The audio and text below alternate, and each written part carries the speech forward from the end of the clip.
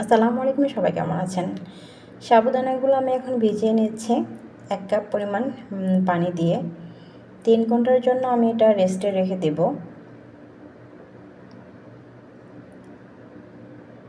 দেখুন আলহামদুলিল্লাহ 3 ঘন্টা পর চলে আসছে, কত ঝরঝরা হয়েছে।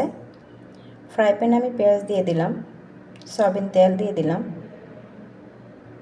লালচে হয়ে যাওয়ার পর হলুদের গুঁড়া, জিরা, লবণ দিব, টমেটো, ক্যাপসিকাম দিব, নেড়ে নিচ্ছি।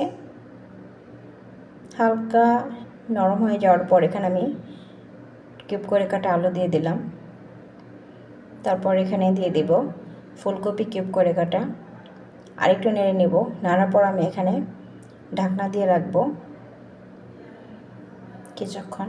আমি চলে আসছি নেড়ে দেওয়ার জন্য, যাতে ফ্রাই প্যানে আমার এটা লেগে না যায়।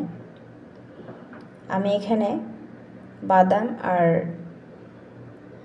সাবুদানাটা স্কিপ করে গিয়েছিলাম। দেখুন আমার রান্নাটা কেমন হয়েছে জানাবেন। আপনারা বাসায় ট্রাই করবেন, এটা খেতে সত্যি অনেক সুস্বাদু। আল্লাহ হাফেজ।